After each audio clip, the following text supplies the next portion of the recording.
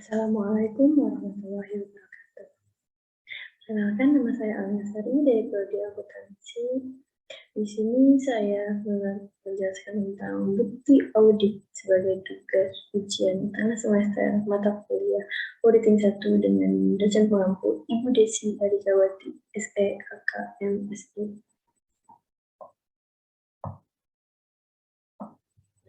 Nah, pengertian audit. Audit adalah suatu proses yang sistematis untuk memperoleh bukti secara objektif mengenai asersi kegiatan dan peristiwa ekonomi dengan tujuan untuk menetapkan tingkat kesesuaian antara asersi tersebut dengan kriteria yang telah ditetapkan sebelumnya serta penyampaian hasil-hasilnya kepada pihak yang berkepentingan.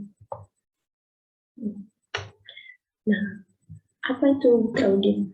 Bukti audit ialah segala jenis informasi relevan yang nanti akan digunakan oleh akuntan publik atau konsultan hukum auditor sebagai dasar dalam mengeluarkan opini auditnya. Bukti ini dalam laporan keuangan umumnya berbentuk nominal, dalam legal audit berbentuk dokumen hukum. Selain itu, bukti bisa juga berupa hasil observasi auditor dan hasil wawancara yang dilakukan kepada pihak yang terkait. Nah, cara auditor mengukur kelayakan bukti audit.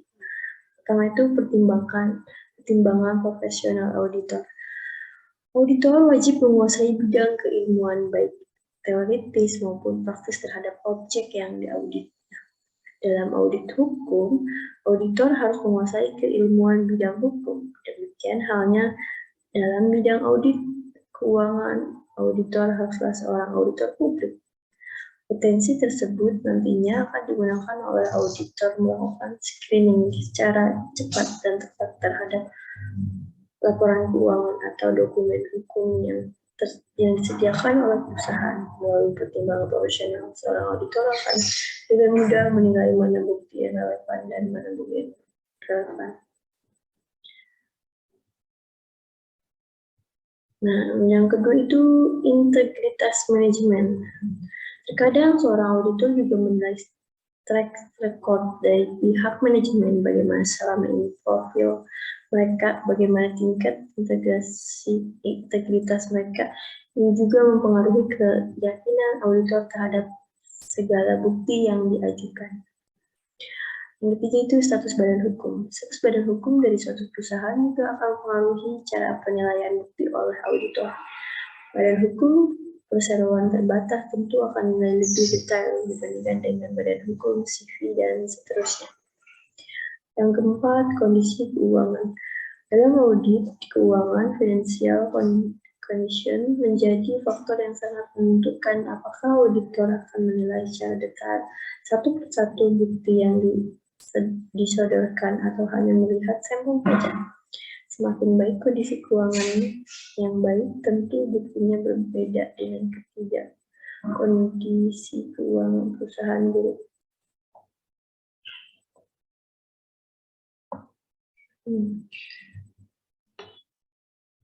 Nah, mengukur kualitas bukti audit. Nah, yang pertama ini relevan. Bukti audit yang diberikan haruslah relevan dengan tujuan dilaksanakannya audit. Misalnya ketika ini diaudit dalam perusahaan adalah persediaan, maka bukti yang paling relevan adalah dengan cara melihat langsung stok persediaan yang ada. Yang kedua, sumber perolehan bukti.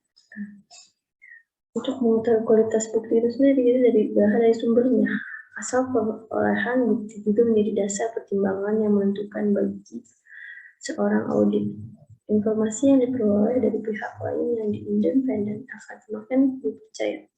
Kemudian, informasi yang berasal dari manajemen internal yang sangat transparan dengan pengolahan yang baik pasti dapat lebih dipercaya. Terakhir, informasi yang diperoleh auditor sendiri melalui pengamatan, inspeksi, dan sejenisnya tentu lebih dapat dipercaya.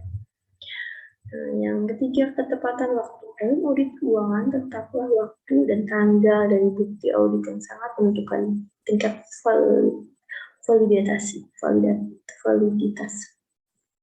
terutama bila yang diaudit adalah mengenai hukum, mengenai hutang, dan aktiva lancar.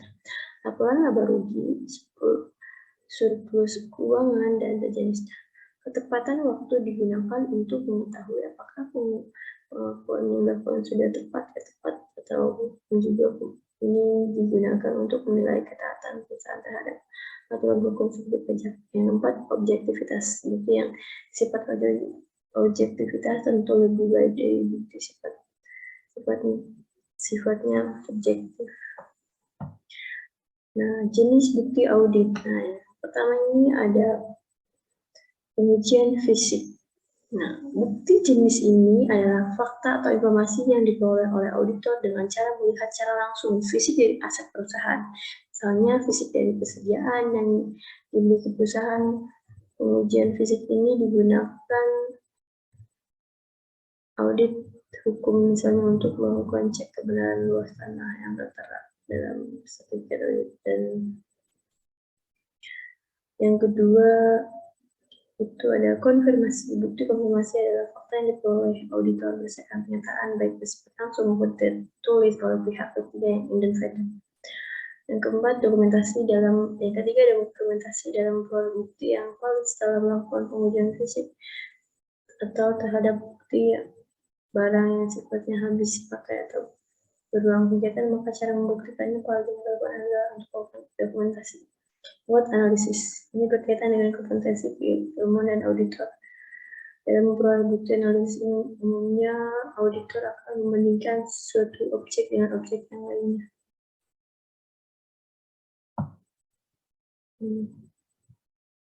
Jenis yang kelima, wawancara.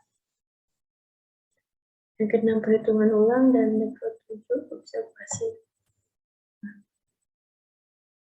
Syarat bukti audit ada 4, yaitu relevan, komponen, cukup, dan material.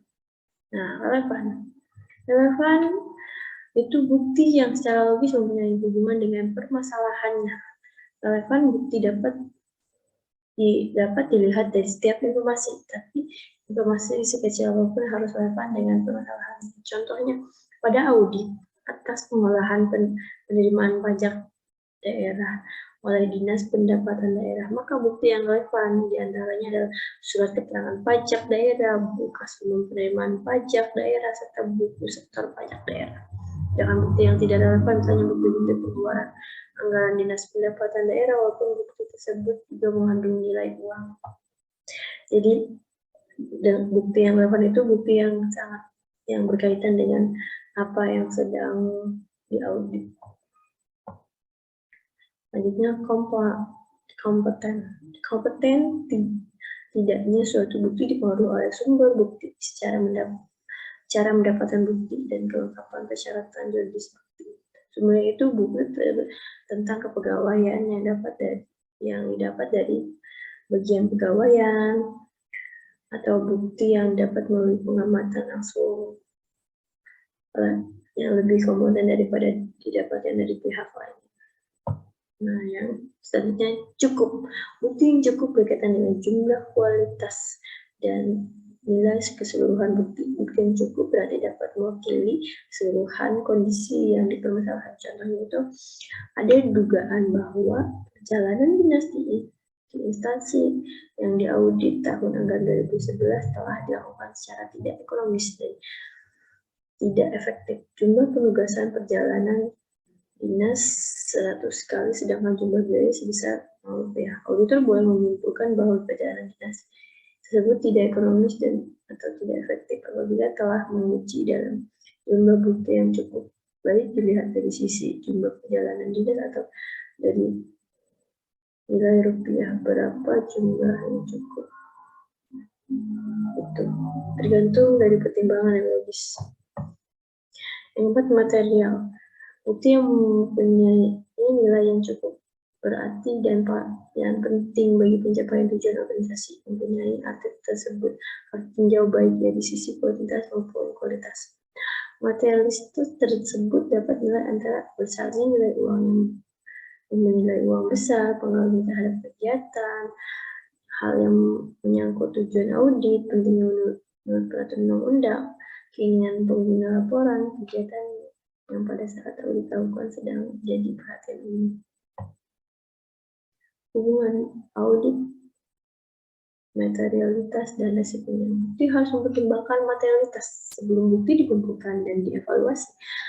Terlebih dahulu harus ditetapkan materialitas permasalahannya. Jika permasalahan ditetapkan material, maka bukti harus dikumpulkan.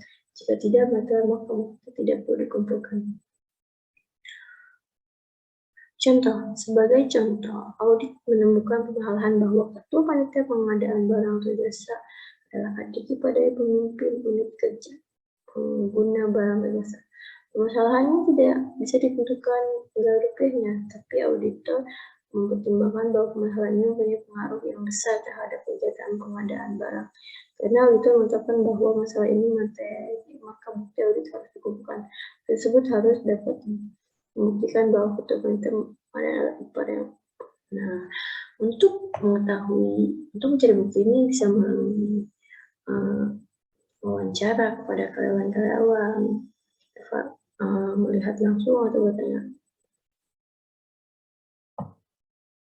Jenis-jenis audit. Seperti yang tadi di sini kan ada 4 jenis audit: pengujian fisik, dokumenter, bukti analisis, dan bukti keterangan. Nah, bukti pengujian fisik.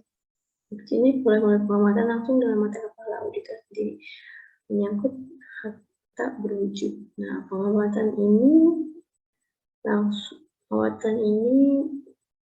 langsung oleh auditor dilakukan dengan cara inventarisasi fisik. Contohnya itu seperti perhitungan fisik persediaan barang atau stok. Nah, yang ada dalam P3 sebelum tentu seluruhnya milik instansi yang bersangkutan. Mungkin ada uang titipan, hal itu harus dibuktikan dengan cara lain. Cek yang ada dalam P3 sebelum tentu bisa diuangkan.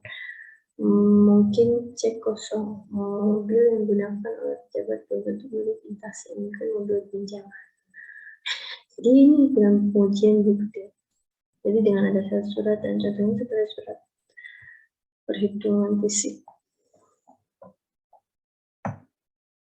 Nah, bukti dokumentasi. Nah, dokumentasi ini terbuat dari kertas yang mengandung huruf dan angka. Nah, contohnya itu adalah jurnal umum. Di sini terdapat dari nilai-nilai atau angka-angka seperti dari bukti kas keluar atau masuk ke sini tertera di jurnal umum. Itu bisa dijadikan bukti untuk auditor.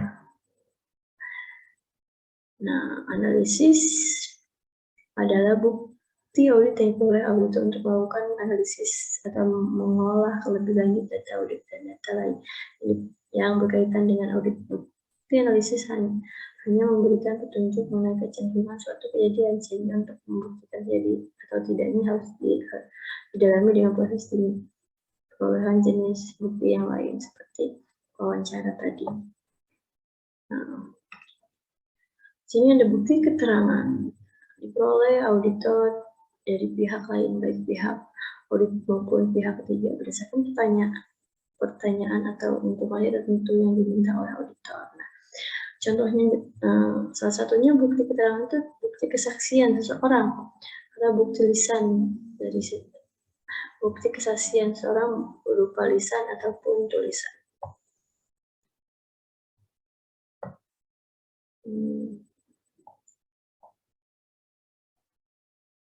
Teknik audit. Teknik audit adalah cara yang dipergunakan oleh auditor untuk bukti. Teknik audit yang umum digunakan adalah analisis, aplikasi, permintaan informasi, evaluasi, investigasi, verifikasi, atau cek. Uji terus. Dari uji dan itu ada footing, menguji kebenaran penjumlahan. Ada juga cross-footing, menguji kebenaran penjumlahan total di kiri dan kanan. Vouching, mengecek adanya bukti voucher, tetapi belum meneliti isinya substantif. tafsir cara perolehan bukti dengan arah pengujian yang terbalik dari teknik audit poaching, scanning, penelaahan secara umum, dan dilakukan dengan cepat tapi teliti. Nah, situasi audit yang mengandung risiko besar. Bukti audit harus lebih teliti bila menghadapi situasi audit yang mengandung risiko besar. Situasi tersebut adalah sebagai berikut, seperti pengawasan internal yang lemah, kondisi keuangan klien tidak sehat, manajemen yang tidak dapat dipercaya, penggantian kantor akuntan publik, perubahan peraturan perpajakan, usaha yang bersifat spekulatif, transaksi yang kompleks. Saat seorang auditor untuk mengaudit yang sangat berisiko itu seperti pengawasan internal yang lemah, atau juga mungkin kan auditornya yang berganti, jadi mungkin dengan ada kesalahan dari auditor sebelumnya itu yang akan sangat berisiko untuk auditor yang baru ini untuk memeriksa dan mengecek selanjutnya. Oke. Mungkin sekian dari saya. Mohon maaf atas kekurangannya. Terima kasih. Assalamualaikum warahmatullahi wabarakatuh.